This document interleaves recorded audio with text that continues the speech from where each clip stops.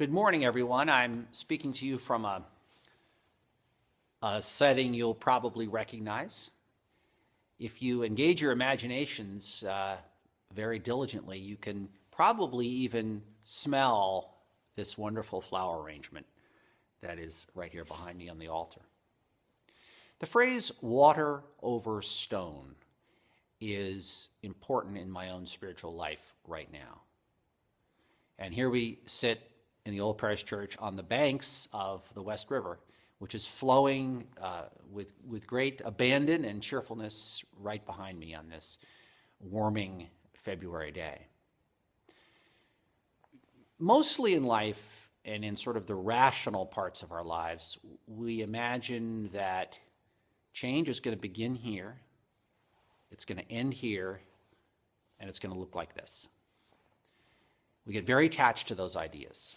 I certainly know that in my life, when my idea about change and transformation begins to calcify, my frustration level rises and my lack of connection to acceptance and kind of balance increases.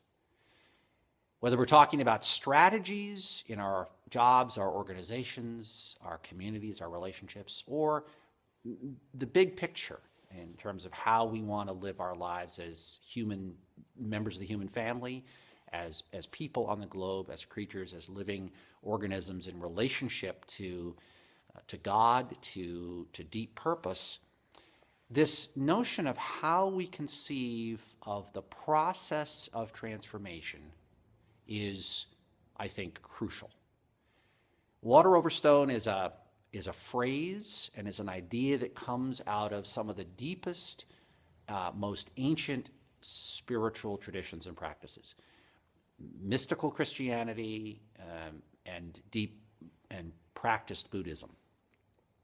And it's the idea that whether I'm pushing hard on the levers of change or not, transformation is happening. Whether it's perceptible to my eyes and soul and heart or not, change is happening. Whether the change and the transformation looks exactly the way I imagined it or not, it is still happening. Water, the sort of the life blood of humanity, the lifeblood of the globe, the earth, wearing into the bones of the earth. It's hard to imagine a more fundamentally truthful and authentic poetic image. You can't see it happening, and yet, after decades and centuries and millennia, the change is perceptible. You can see the hollow in the rock and the stone where the water has worn away. Water over stone. I encourage you to take this image into your lives, into your spiritual lives, here in this late winter time, midway through the Lenten season.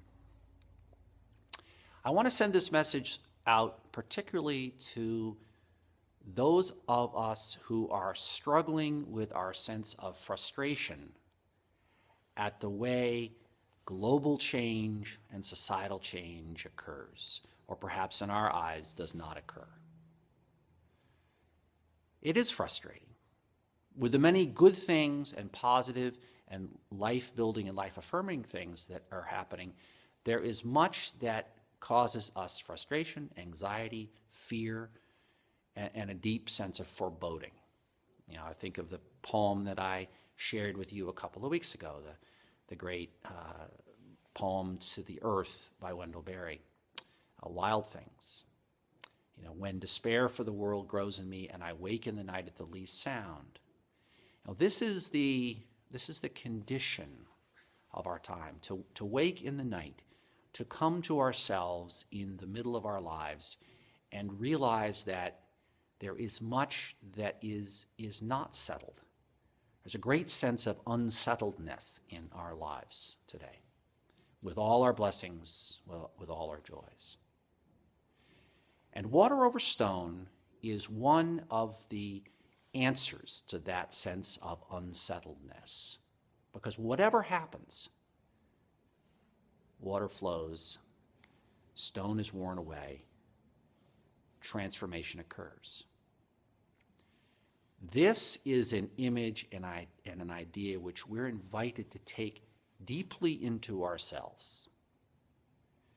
And the challenge and the commandment and the invitation is specific.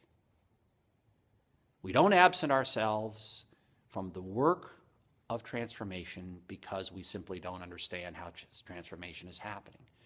We stay in the process. We stay in the game. We keep imagining the water wearing away the stone. We are the water. We are the stone. We are the relationship. It is in us. We ourselves are being worn away, transformed into something different, into something other. We are changing moment by moment. In the 5 or so minutes that I've been speaking with you and that you've been listening here to me, the water of Spirit, the liquid breath and substance of Spirit has worn us away, aging us, but also refining us. And in like wise, the transformations and changes which we wish to see, which we hunger and thirst for, will happen in our time when we let the image of acceptance and persistence and most deeply patience well into our lives. I hope you're well where you are. I hope your Lenten season is a blessed one. And I leave you with this image. Water over stone. Be well. Take care.